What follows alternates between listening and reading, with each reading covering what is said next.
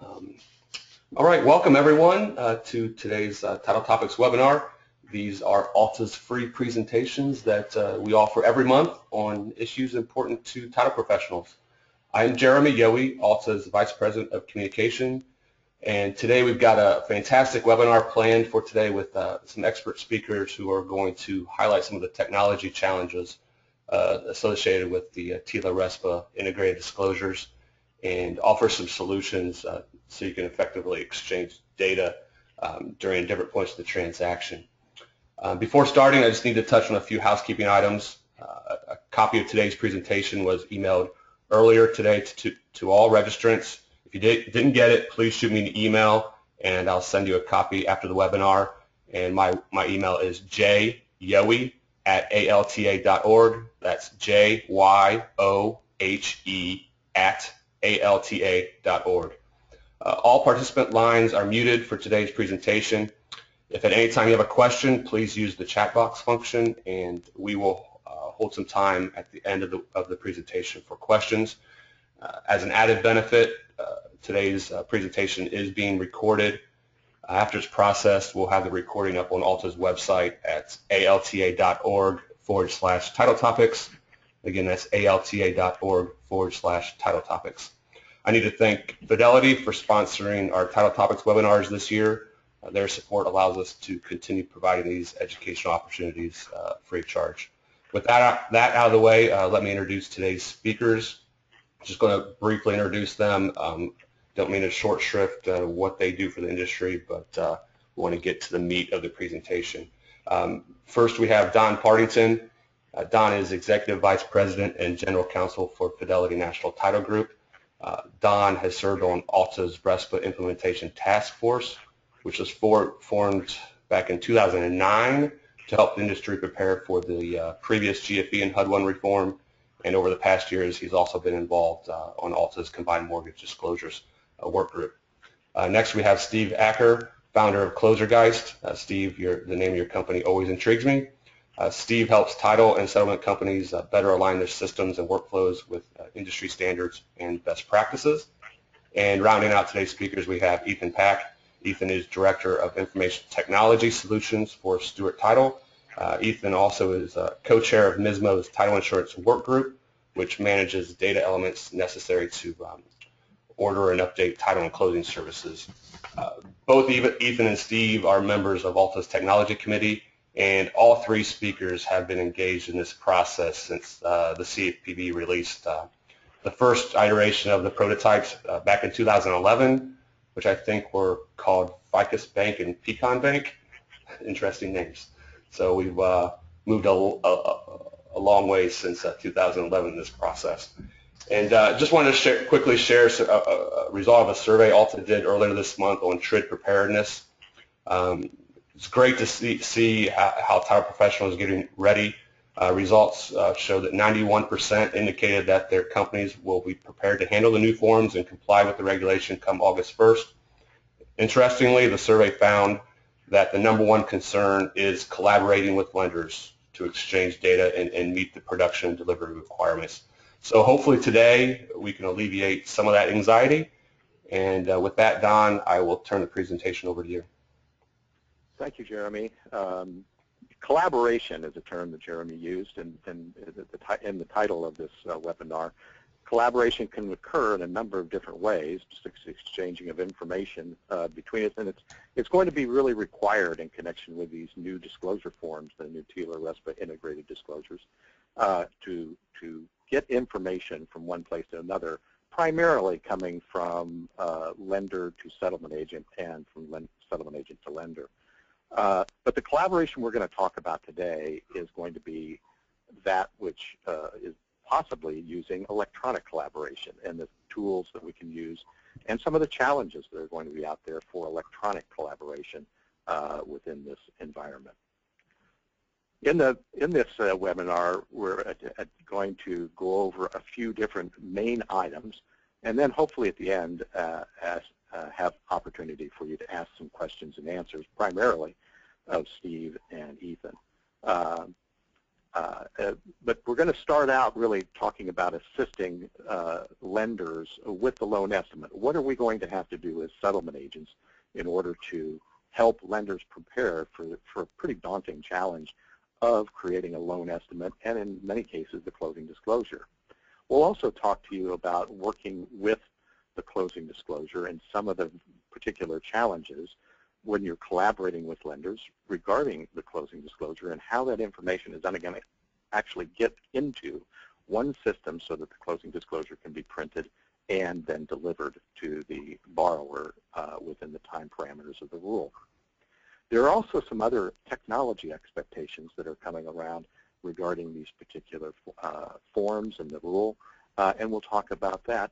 And lastly, we'll talk about what's on the horizon after August 1st. Some of the systems that we'll talk about will just be in their infancy or maybe not even ready come August 1st. But even after August 1st, there's going to be those types of systems that are out there, and some of the requirements that we'll have for creating certain forms, certain documents, are going to change in the future, and we'll talk about those as well. So let's talk about the assisting assisting lenders in their compliance obligation regarding the loan estimate. As we know, the loan estimate is a form that is solely prepared by the lender in connection with the transaction. It goes to the very front of the transaction and provides the borrower with information regarding their loan obligations. So in connection with this, we're going to have to do some exchanging of pricing data. Ethan, what type of pricing data are we going to have to exchange, and how we're going to do that? Yeah, great topic to start off with, Don, on this, because a big focus is indeed on that exchanging of pricing and fee data. You know, as we know, the loan estimate and closing disclosure are much more connected documents than the GFE, TIL, and HUD-1 are today. They certainly have to have the fee, fidelity, and accuracy. Has to be a level that we have not been familiar with in the settlement service provider space. So when we think about fee data, you know, it's certainly the full run of the things that are provided today, be it your title premiums, your recording fees, transfer taxes, you know, certainly the addition of closing fees and things that now need to be provided to make the full picture that lenders require from the loan estimate. So there's a bit more data that's provided in the future at that upfront estimate, and then the accuracy of the data is so much more critical as well. You know, it's really the aspect of the loan estimate being very close to a loan, you know, guarantee, so to speak, of fee fidelity and fee accuracy. It's a paradigm shift.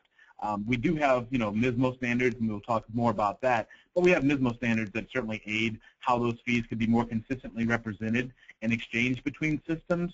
But the accuracy and the actual mechanics of exchanging the pricing data, it's a very, very important area. You know, any title production system, integration platform, and then certainly for lenders, loan origination system should definitely be ready to facilitate the exchange of pricing data and ensure that the translation of information that comes into one system and leaves one system is up to par with whatever your customer or partners may require as well. Do you think the settlement agent will be required to move some of the pricing data electronically into the lender's system or through some type of an exchange portal? That's a great question. Thinking and pulling my crystal ball out for this, I would say as we get close to August 1st, the weeks and months shortly after August 1st will be much more through pricing integration platforms, and so I would not see as much for settlement agents and settlement service providers to have to be directly integrated with loan origination systems directly. That certainly could change as we're all much more comfortable with the TILA-RESPA world with the loan estimate and closing disclosure. But primarily being able to exchange pricing data the way we do it today, but much more accurately and much more speed to give lenders what they require, as well as being prepared to work with some of the more major integration platforms would be our 8-1 horizon. Okay. Well, there are a lot of companies have their own rate calculators to provide various pieces of information, But some people also, lenders particularly, rely on some other pricing platforms. Steve, what kind of things are out there for that? Yeah, pricing platforms. I'm sure most of you listening are probably familiar with them. Ernst and Closing Corp are, of course, the two big ones that immediately come to mind. These kind of providers are going to become more important for a number of reasons, and I know lenders are leaning on them pretty heavily. One of the most important things that they provide is, in some cases, an actual guarantee on the information that they're providing on pricing. So in the era of compliance where lenders are being held responsible for any variances, that could potentially be a very important thing. The reason settlement agents need to pay attention to these pricing platforms also, lenders are going to be getting a lot of this information on pricing directly from their various sources. But since the agents tend to be closer to the ground with working with realtors and the buyers, they tend to be the first people who are aware of anything that might change the pricing information as dates get pushed or other situations change. That's where that collaboration needs to really happen. And the pricing platforms are a great way for these parties to work together and have the latest information. See, the Ernst platform is, I believe, more towards recording fees and transfer tax and those type of things, while the Closing Corp probably has both, with both the title and settlement fees as well as those other things that are there. Is there one of the problems that seemed in the past has been getting all of the different pricing variations into these things. How can settlement agents really put all of those things and get fairly accurate fees into these third-party platforms? Really, they just need to take a look and see what's available. Different platforms, of course, have their different niches that they focus on. My understanding is the pricing platforms do cover the full gamut, but as you said, certain ones focus more on other areas. But really, pricing can come from a number of different sources. In a lot of cases, the title insurance premium information comes directly from within settlement systems or from the underwriters. These other third-party providers are a good option also, especially in cases where an agent is working a large geographical area and with multiple underwriters. But really, there's no single source. That's something that agents and lenders need to work with across the full gamut of products that they support. Okay. There are some challenges, obviously, with these new either pricing platforms or getting and exchanging pricing data. One of them that we talk about an awful lot as settlement agents, because it's right in our wheelhouse, is the simultaneous issuance situation that has been somewhat created by CFPB in the pricing that appears on the closing disclosure, and that the numbers that are on there for a simultaneous issued loan policy and an owner's policy are really not the true numbers. Are there things there that we should look out for from a technology standpoint and what is required? Yeah, I think the simultaneous issuance is a very intriguing pricing consideration, and it does tie back into some of what Steve pointed out as well on the pricing platforms, where, if anything, it also ties to the accuracy concept, where as we get that fee footprint, so to speak, expanded as a title and settlement service provider to myself, my own shop, to be able to provide that through a website, as well as being connected to or having my fees available through Ernst and Closing Corp and other pricing platforms as well. It just kind of ups the level of correctedness, accuracy, and having the story on the same page. And then simultaneous issuance is another one where, if the folks requesting the fees, our lender partners or others, are just not aware of how that works, certainly how the state-required calculation of simultaneous issuance may not be the exact same as what CFPB is requiring under TILA-RESPA for the loan estimate and closing disclosure. It's another piece that really boils down to communication and making sure that everyone that's taking advantage of your fee services as a customer and partner is aware of those nuances that TILA-RESPA brings towards us. One of the things with simultaneous issue and the calculation that you referred to, Ethan, is that it really requires three separate pricing points. One is the full loan policy, one is the simultaneous issue loan policy rate, and then the owner's policy rate, in order that you can make these calculations in order to do that. Are those calculations going to be done within settlement systems, lender systems, or pricing platforms? Where do you see that going? Yeah, and that's a great question as well. I tend to believe that the simultaneous issuance and the knowledge around that today and going forward sits certainly with the settlement service provider. So settlement agents should certainly be aware of, again, of course, as today, their state required, Department of Insurance regulations, be it filed rates or promulgated rates, and the treatment for simultaneous issuance. And also, again, be prepared for that communication with lenders to say, hey, be ready that the simultaneous rate for this will get shown on the closing disclosure and loan estimate this way, but the real underlying prices are, X, Y, and Z, and just to explain throughout those differences so that everyone's aware of that. But I do say that that's something that stays within the knowledge capital and ownership, so to speak, of the settlement agent. Okay. I'd like to add something to that. Sure, go ahead. Good, Steve. Yeah. Yeah, as I understand it, the simultaneous issue problem is really more of a legal issue than a technology issue. The CFPB has made some interesting rules as far as how the owner's policy and the lender's policy have to be disclosed under simultaneous issue, and some of the states have other rules that are directly at odds. One of the challenges organizations like MISMO that try to make a standard way of communicating all this information throughout the whole transaction process is you got to keep in mind that what you're seeing on a disclosure is not the data, it's just a view of the data. And it gets interesting when you have different rules on what you're going to show and what you're not going to show. So that's something to keep in mind. Yeah, I think that's a good point. It is certainly a legal issue in that the rule requires a particular way of doing it.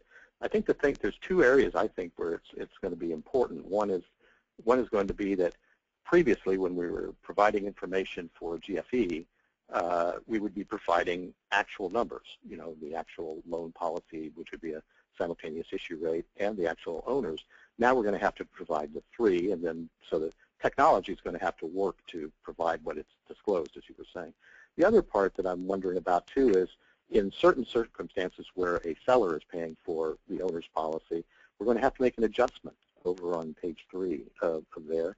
And I'm just wondering whether we've seen settlement systems are going to do that, or lender systems are going to do that in order to put those numbers on. And I agree these are all as a kind of a requirement, but are you guys seeing settlement systems able to do that? One thing that is interesting that has just come out that I've just heard of within the last few days is because of the shortcomings on disclosing some of these kinds of things on the closing disclosure, situations where it's directly at odds with rules for individual states, ALTA has now developed a set of settlement statements to go along with the closing disclosure to help iron out some of these issues that don't quite fit on the form as it exists. Ethan, there's also some things regarding fee naming standards.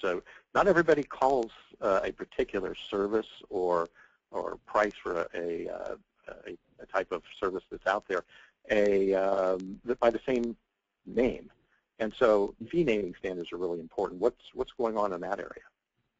Yeah, no, fee. Yeah, it's a huge one. Again, when we talk about the loan estimate and think about that going forward to where the closing disclosure takes us for closing or consummation, as we've heard that word as well, the docs are linked. They are linked, and again, the accuracy of the fees has to be in place and remain very stable from estimate to closing disclosure, and then the fee names on the form themselves. So if the lender discloses a given fee, like a pest inspection fee, if the lender discloses the pest inspection fee as bug spray fee at the loan estimate, and maybe the settlement service provider, the settlement agent was not aware of that, at the time of estimate, well, then it becomes incumbent upon the settlement agent or whoever's preparing the closing disclosure to be sure that that pest inspection fee concept is again called bug spray fee on the closing disclosure. So again, in the name of enhancing that consumer shoppability and comparability between those two documents, the fee names themselves have to be linked, and the standards for that.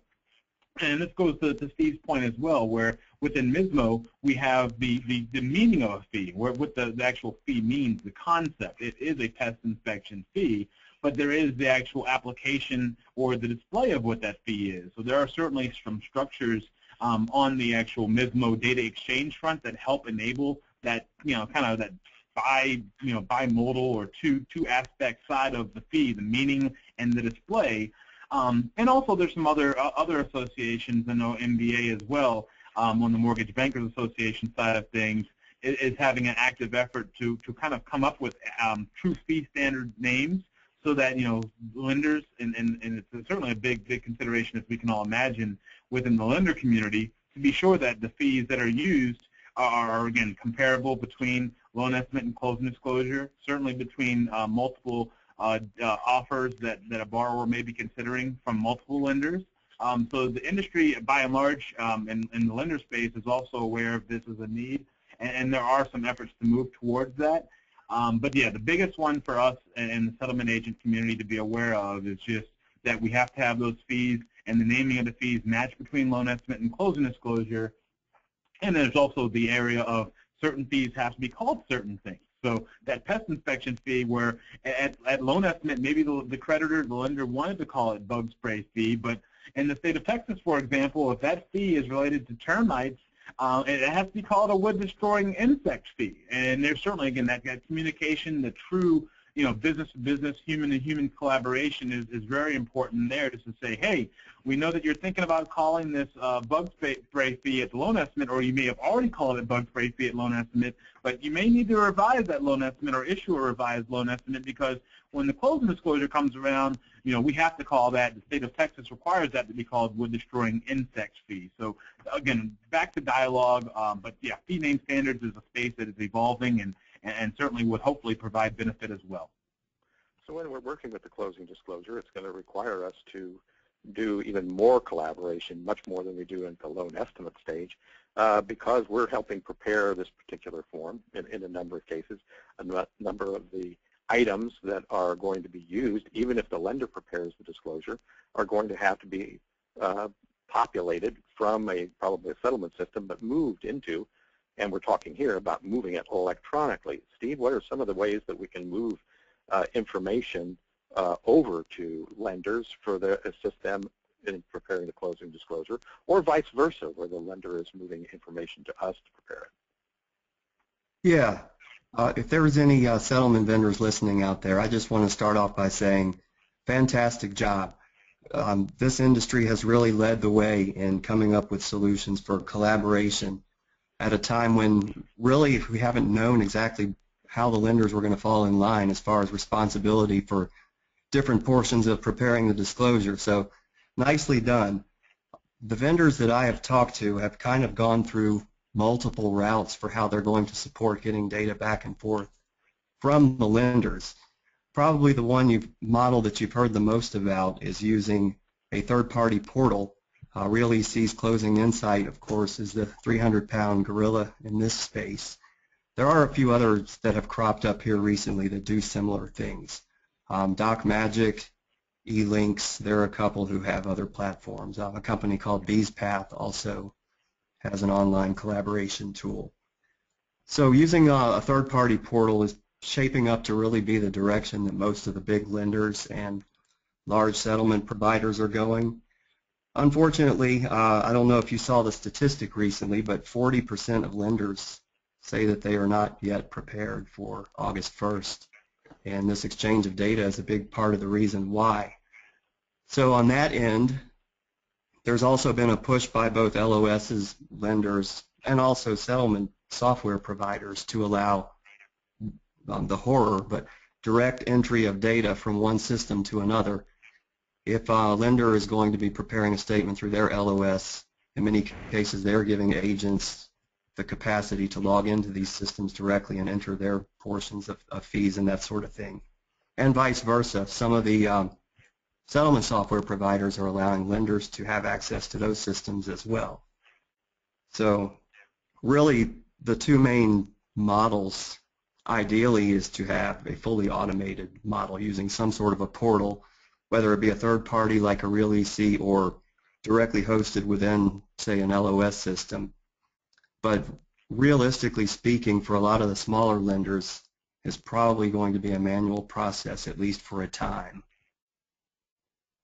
So, Steve, we're going to have to, as settlement agents, connect to maybe multiple portals and also have to do some things manually. You have to be fairly flexible because of the number of different lenders we generally do business with. Yeah, depending on the mix of lenders that you're working with, that is certainly true. Okay.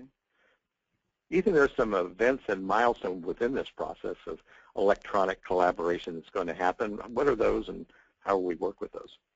Yeah, absolutely. And again, that kind of goes to the collaboration notion as well, and especially even on the manual side of things, you know, we have to be aware when key milestones occur. And really for the manual side, just to kind of tie back to that for one bit, it's an opportunity. It's a customer contact and an outreach opportunity to really be there and be a voice and a face for your customer to help them through the overall process. So definitely take heart in the manual aspect of things going forward. But the events, you know, some examples of core milestones within the overall process, it spans the entire transaction fulfillment life cycle. So everything from order start to the aspect of a search being completed. There's certainly the expanse of things that are being requested over some of these integration platforms, and as Steve mentioned, really sees Exchange to enable the closing insight platform is really the larger standard behind that. That covers the whole spectrum. Some closing-specific milestones get into exchange of comments, being able to say, hey, as a lender, I would like you to respond to this comment, and as a settlement service provider, as a settlement agent, I can also send a comment back outbound as well. Delivery of documents, you know, the actual confirmation by the lender that the closing disclosure has been distributed to the consumer is another substantial milestone. From an evidence compliance standpoint, as well as the overall choreography and collaboration driving us to closing, the confirmation of funding, confirmation of disbursement. Those are things that certainly start being much more magnified. Again, thinking of the evidence compliance and the timing behind the closing disclosure and TILA-RESPA, those are certainly some things that are going to be modeled in all of these types of platforms that Steve shared with us, to be able to have that level of accountability and comfort for lenders to know that things were done properly in collaboration with their settlement agents. And of course, there's going to be challenges in this environment, not only in the loan estimate, but also in the closing disclosure. One of the first ones is that the seller-only disclosure, closing disclosure, as we know, the settlement agent is responsible for delivery of the closing disclosure form to the seller in connection with that. So what are some of those challenges in connection with that disclosure? Yeah, one of the main challenge in that is having settlement agents responsible for seller's disclosure means that the data exchange between lenders and settlement agents really needs to be two-way. If the lender was just simply taking responsibility for everything, then it would be a model of, okay, settlement agents, just send us what you have. But since the responsibility is going to be split in most cases, then that really makes it necessary to have a true two-way exchange of data. So it's important to make sure that whatever solution you're building around has that capability. And of course, the next one is something I mentioned earlier, and that is where you have seller-paid owner's title policy. There are certain adjustments that have to be made, and how are those looking, Ethan? Where are those being made in the settlement system themselves or in the lender systems themselves? Yeah, and I think the seller paid owner's title policy as a concept is one of the ones that certainly spans both sides of the picture there, where LOSs would have to be aware of kind of, or at least the lender has to be aware of who's paying what exactly, just to know how the funds would be dispersed properly. And certainly the settlement agent needs to know that information like today. But it also, going back to the loan estimate, it reinforces that need to have that open dialogue with lenders and real estate agents, of course, when the order starts at the settlement agent, and saying that, hey, this is, the seller is agreeing in the real estate contract, the purchase contract, to pay for the owner's title policy, but let's all make sure that we're all on the same page. The owner's title policy in a simultaneous issuance situation is going to be disclosed and shown on the form as this, but this is the real price that the Department of Insurance is going to, require for this based on the lender's policy and owner's policy, and here are the adjustments that need to take place to make the accounting work. So again, for me, this would certainly be an area of collaboration, dialogue, communication, and make sure all parties that are involved in the transaction are understanding who's paying what the actual numbers are looking like as early as possible, so that there's no surprises when we get close to closing and preparing the closing disclosure. And Steve mentioned earlier this separate settlement statement that have been in settlement systems for decades probably, and have just kind of come to light that they're in use. They're used for a number of different reasons, but there's going to be some regulatory purposes of doing this to put accurate fees on the settlement statement, because the amounts that are shown are from a CFPB disclosure on the closing disclosure.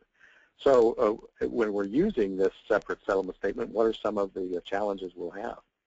Yeah, and you nailed it, Don. That's exactly it. There's a lot of interesting things that the closing disclosure is and isn't, and one of the things that it really isn't is the actual instrument to authorize the disbursement of funds. It is the consumer disclosure, and that's seen through the lens of CFPB certainly, and what they want and how they expect the creditor or lender relationship and communication to go with the consumer. So yeah, it's very exciting, and as you all mentioned as well earlier in the call, very exciting to see ALTA and ALTA finish off the settlement statement, the prototype for that as well, and it's definitely going to be good to see that adopted. Yes, the disbursement worksheet concept and that disbursement statement concept's been around for a while, but now having things such as that signature instrument of the authorization of the party to release funds, showing the state DOI required fee information and pricing breakdown is another great benefit that the settlement statement provides going forward. The aspect to actually have the full breakdown, again, that to show the actual true accounting of where funds are, how much the seller is actually introducing into the transaction for that seller paid owner's title policy. That the full ledger of all the accounting is a great benefit, but certainly some pieces that the closing disclosure does not facilitate going forward that the HUD-1 did facilitate, and it's just good to have a true instrument that stands on its own to have that information that settlement agents need.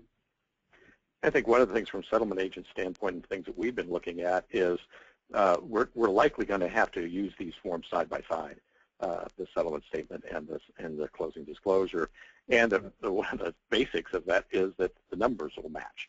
And that when they have cash to close or seller's proceeds, that the two numbers on each of the form will be the same. So one of the other things, we'll have other technology expectations that are out there, and one is support for certain concepts that are there and calculations that happen as a result of the new rule. And how's that all going to work? Well, the main thing that you really need to be concerned about, everyone talks a lot about this closing disclosure, this August 1st date, but in a lot of cases the old HUD-1 is not going completely away, so there's going to be a dual operating environment both during the transition and for certain types of transactions for the foreseeable future. So it's important to make sure that technology and data and fee information that's being shared supports both of these models. Because as you know, August 1st application date, when it falls after August 1st, then you're going to be using the new disclosure. But for applications that were commenced before that, you're still going to be using the HUD for a time. and also for home equity, reverse mortgages, and a few other types as well. So it's definitely important that that technology not only support the new TRID, but in some cases continue to work with these legacy forms as well. And of course, some of the loans that we'll be handling, including reverse mortgages and some home equity, will be under the old forms regardless. So we'll still have to have those for our systems.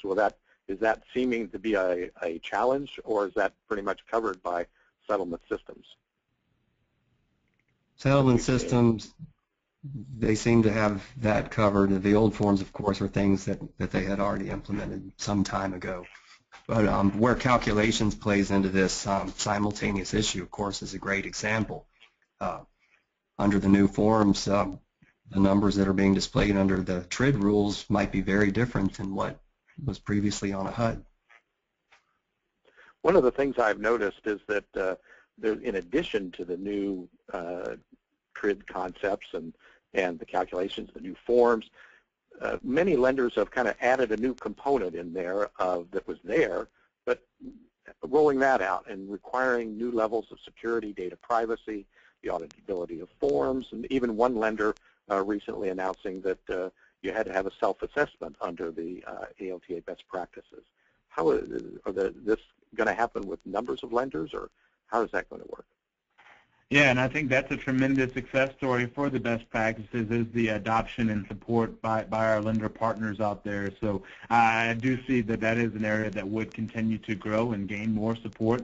So anyone that hasn't yet kind of zoomed in on the best practices or otherwise taken action, I would certainly say that would be a wise course of action, because yeah, the lens will do nothing but grow on that aspect of things. And we've all heard the stories. You know, we've all heard about the Target situation and the large healthcare provider, that these hacks and the security and data breaches are out there, and that's just so unfortunate but common in a digital world like that. And as we see the collaboration and data exchange footprint increase in our industry, you know, between lenders and settlement agents, we're going to be also a target. Our industry is also a very, very big target for bad actors out there. So yes, the security requirements, data privacy, those would be pieces that we should all expect out of our technology vendors, for folks to have great answers behind as well as proof.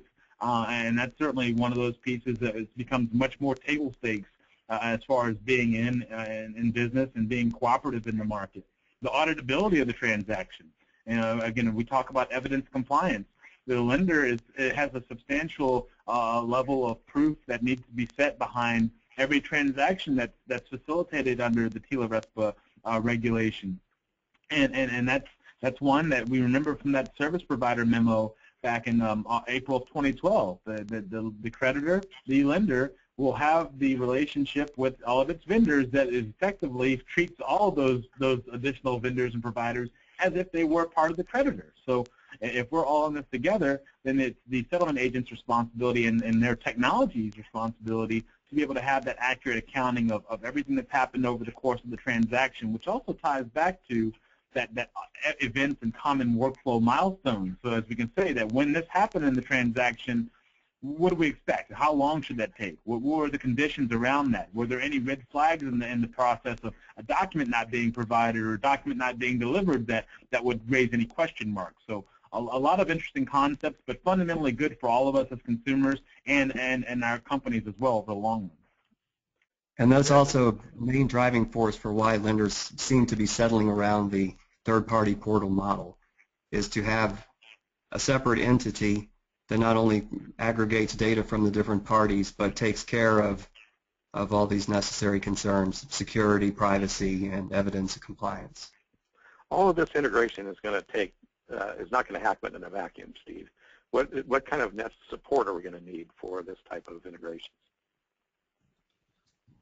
Yeah, most of the work that's been done in the industry to facilitate integrations between the various parties has taken place in an organization which most of you have probably at least heard of, MISMO, the Mortgage Industry Standards Maintenance Organization.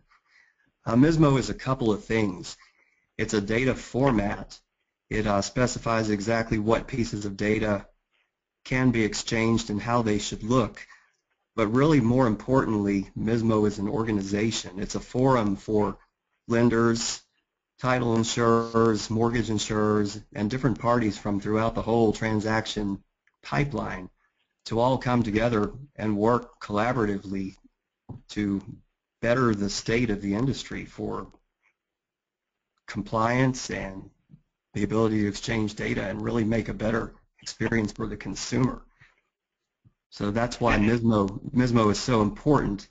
It is the standards upon which most of these new collaborations are being built. There's also a forum for different people throughout the industry to come together and work through some of these problems. And that's a great point, Steve, and that's a really, really important one is the fact that with the closing disclosure being such a dynamic document, the loan estimate as well, but certainly the closing disclosure is the prime time document here, and it's very dynamic. Again, the HUD line numbers are gone. The structural pieces that we had in the HUD one are gone. So yeah, MISMO provides a great backbone, so to speak, to give that the harden and represent things in a way that we all can have faith and reliability and understanding of what things mean and how they should be treated. And also to Steve's point, it is one where it's gaining widespread adoption by vendors that are looking to create the closing disclosure form and have a way to express the data. So, loan origination systems, title production systems. Again, that would be a great question to ask vendors out there for your settlement agent operations is, hey, are you going to be able to speak MISMO, and are you going to be MISMO compliant and ready to help us for the closing disclosure, because it is going to be so prevalent in these platforms. Yeah, we can't understate enough how important it is to make sure that whatever solutions that you're using are MISMO compliant. The GSEs, Fannie Mae and Freddie Mac, as well as the CFPB and some of their new initiatives, like HMDA is a big one if you've heard of that. They've all centered around MISMO as the standard method of exchanging data between different points and different partners within a real estate transaction. And it's only going to become more important through August 1st, but also going forward after that, which we might touch on a little bit if we have time. Well, these new tools and processes are all going to require training for settlement agents, both in their existing system, but also if they're going to hook up to all these portals for the exchange of information. Training is going to be pretty important in addition just to the process training that's going to happen. How do you think those are going to work with most of the new technology tools that are out there? Yeah, the training and that change management dynamic behind all of this is a very interesting one, and that's certainly another that we would say that settlement agents would not want to minimize because of just the variety and somewhat diversity of how much is changing, and until things normalize, we just have to be able to work through it all and then operate as effectively as possible. I would say, again, at the core level of it, it's fundamentally that awareness and understanding of the closing disclosure, what it is, what it isn't, how dynamic the document is. That should be the cornerstone of really any training program, is just that mastery of the closing disclosure. And then straight off of that, I would think you have that aspect that Steve pointed out earlier as well, that dual operating model. How do our associates most effectively switch from working a transaction that's in the HUD-1 style of things to now a TILA-RESPA closing disclosure transaction, and then now I go back to a HUD-1 transaction where the application was received after August 1st, but it was a cash deal. That's a lot to be juggled and circulated and understood. So, working with the closing disclosure, mastering that, looking at how the closing disclosure and HUD-1 kind of coexist, and making sure that we can insulate our operations from those specific differences. Those are important as well. And then on the integration platform, I think first and foremost there, it's certainly keeping an eye open and ear close to the ground, so to speak, just to kind of hear what's happening and what's changing, how fast things are moving. But then also being ready to understand what your lender partners want. Understand what your major lenders would want, knowing that it's hard to kind of have predictive aspect into that, but just get a feel for lender partners, certainly real estate agents as well. Say, hey, what are you anticipating? What are you saying happening to kind of guess best suit and best fit where you'd be looking to kind of have your integration platform preparedness plan set forth as well? Well, we'd all like to think that all of this that we're trying to digest all before August 1st, both process as well as technology, we'd get some time to to digest that. It doesn't really look like that's going to be the case, though. It looks like there's going to be some things that happen on the horizon after August 1st and arising pretty quickly. Ethan, what about this new UCD that we hear about, the Uniform Closing Data Set? Yeah, the Uniform Closing Data Set, and Steve alluded to this a little while ago. Yeah, the FHFA, the authority that now oversees both of the GSEs, Fannie Mae and Freddie Mac, they set forth a large swath of initiatives of data collection and it's kind of data intelligence, so to speak. And so the Uniform Closing Data Set is just the latest in that kind of string of initiatives. They all kind of follow this U and then something and then a D. So that naming convention certainly has stuck around. So this is the closing data. It's a subset of the overall MISMO standard. So again, we can have that kind of ringing the bell for MISMO because it is such a good instrument that represents all of the pieces that need to fit on the closing disclosure. So UCD is the GSEs, Fannie's, and Freddie's method of saying, here's how the closing disclosure data should be represented. And at some point in the future, no date announced yet, so probably not going to be something we think about for 2015, but at some point in the future, the GSEs will require for lenders to, for every loan sold to them, every loan sold and backed by Fannie and Freddie, there should be a data set, an XML data set that goes over containing all of the data elements that are contained within the closing disclosure, as well as that executed closing disclosure that the borrower signed for their side of the deal, and then the sellers as well for their seller-only disclosure that we touched on as well. So very intriguing, and again, keeping in mind for our title production systems and our technology stack as settlement agents, that MISMO preparedness and being MISMO ready certainly gives a good competitive opportunity and springboard once the Uniform Closing Data Set is required, and lenders may start asking if you could help out there as well. Of course, one of the things that we send back and forth a lot are PDFs of documents. Those don't have any of that type of data, but there are such things like it's called smart documents. Steve, what are those going to be? How are those going to be used in the future? Yeah, real quickly, I'll go through this. Make sure that we leave time for questions. But one thing that's really interesting in the latest iteration of the closing disclosure Uniform Closing Data Set specification is the capacity to support what's known as a smart doc. The GSEs, once they start collecting this UCD, are going to want an actual PDF included within the data file. But what's really interesting about this going forward is the capabilities that these smart docs provide for document security and integrity. There's capabilities within the standard for making sure that the data that's on your document that was printed and delivered matches what you originally intended. So that's very important. That's going to be part of the UCD specification optionally. But going forward, at post-August 1st, one of the next pushes from lenders that I've talked to is post-closing.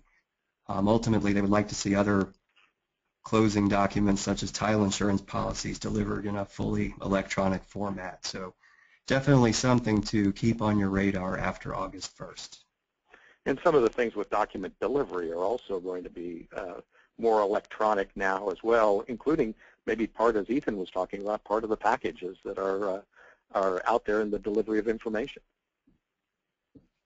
Yep, absolutely. Yeah, the document delivery is a big one. It certainly falls into the items that Steve just mentioned as well, for sure. Okay. And then there are certain other post-closing. What other post-closing considerations do you think we ought to be aware of? I think it just goes back to a lot of that QA, the quality control and quality assurance around the file itself. So, knowing that certainly there's redisclosure requirements for the creditor. So if and when fees are different, when all said and done than what was shown in the final closing disclosure, there are some date requirements that creditors must then deliver a new revised final closing disclosure to the consumer. So that's a new aspect post-closing that has the dialogue continue between between lender and settlement agent.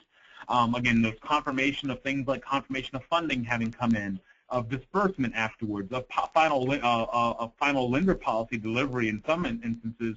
Those are all some interesting nuances and requirements that come shortly after closing and then certainly longer post-closing to make sure that the full transaction was done properly and otherwise logged. So we've left a few minutes here at the end for your questions. And Jerry, do we have any that we can provide to the panelists? Oh, Don, we do. We've had a lot come in over the past 45 minutes. We'll try and get to as many as possible. Just a quick clarification. We do actually have someone from Ernst who is listening, and they wanted to clarify the fees they do provide. They do guarantee title and settlement fees in addition to recording fees. Okay. So thank you. No problem. And real quick, people are wondering where the ALTA settlement statement can be found. It's at www.alta.org/CFPB. In addition to the settlement statement, there's all kinds of information about the disclosures. And Don, you want to quickly just recap the settlement statement, what it is, and how it will be used? Sure. The settlement statement and the use of the settlement statement in transactions after having the closing disclosure really came up as a result of a couple things. One was by way of explanation of the particular form, and maybe in a little clearer format for the settlement, actually the financial part of the settlement and the cost. But also it really became important as well when a number of states indicated that the numbers that are being quoted by the settlement agent in connection with a particular transaction have to be those which are filed or used or promulgated depending upon the particular state. And therefore it was very important to have those numbers somewhere on a form when we were doing this from insurance regulatory purposes. And both of those things can be met by the use of the settlement statement. The confusion is really going to be in showing the two forms and explaining why there are two forms. That one is a federal form that requires certain things to be disclosed in a particular manner, and the other is simply showing the things that are actual charges that are there. And that's going to be somewhat of a challenge for settlement agents. Many of them will probably use scripts in order to do that. Others will do it on an ad hoc basis. But that's in basics what the settlement statement is. It's been, like I said, it's been used for years in various formats in numerous settlement systems. All right, thanks, Don. Question, we'll try and work through maybe a little bit on the loan estimate, then get into the closing disclosure. When you guys are talking about fees, question on how does a title agent get charges for curative issues that they likely won't not know at the time of when they need to get it disclosed on a loan estimate? Do they need to get good estimates on their fees? Yeah, I'll start off that one real quick. Yeah, the curative aspect and kind of surprises and unknown situations that occur, and that could happen with a lot of things. Where the the sales price maybe wasn't the correct one, and that can throw everything off for the loan amount. So there certainly will be changes. The quick blanket answer there is just the communication and dialogue with the lender partner and real estate agent partners involved in the transaction, making sure that everyone knows these sort of changed circumstances and updated data pieces as they occur as soon as possible. But yeah, there's certainly a process within TILA-RESPA for updated, revised loan estimates, and then certainly the closing disclosure and iterations thereof once we get closer to closing. The good news, as many of us may have heard, there's fewer things that warrant that 3-day rule clock reset, so that's a good thing, but certainly collaboration, communication is critical, and making sure that we're all on the same page as quickly as possible so that we, as settlement agents or the lender, can do the necessary redisclosure as quickly as possible. All right, thanks, Ethan, and thanks for being concise. We'll try and just keep doing the rapid fire approach here and try the lightning round. That's right, knock out as many as we can. When you guys are talking about standardization, naming of fees, someone wanted to know, is that being driven by the lender as far as what the names will be called? I know that CFPB has a format for how title fees will be called, but then there's different names to things across the country. But so what will be the driving forces for how these fees will be standardized? One of the main driving forces really is just the need to reconcile what's on the loan estimate with what's on the closing disclosure. In some cases, these fees were not provided by the same party and might be called different things, but you need to have some way to match them up. Yep. Ethan, do you have anything to add to that? No, Yeah, you said it perfectly. I think that my only extension would be that since the loan estimate and closing disclosure descriptions and format have to match, then I think it became a natural byproduct of kind of walking the stack. Okay, wow, if they have to match, then that means we have to all be on the same page, and it's certainly still evolving, but you nailed it, Steve. Yeah, I think except for the title fees, which in certain jurisdictions have to be, or as Ethan said with some of the other fees, have to be described a certain way. Most of the fees we would probably, as settlement agents, default to whatever the lender needs in connection with their regulatory requirements, because we don't have a kind of a dog in the fight as to what it should be. So in those, but the other ones, and then we'll put those onto the closing statement or the settlement statement as well, and use those same namings so that there's a consistency between the two forms. All right, thanks, guys.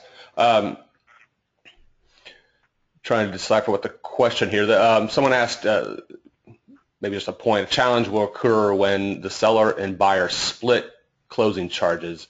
Could Don maybe quickly summarize how to handle the charges are handled when it's split between the two parties? Well, I think the one place that I can think of that you will have a problem is in connection with the splitting of charges for title insurance charges.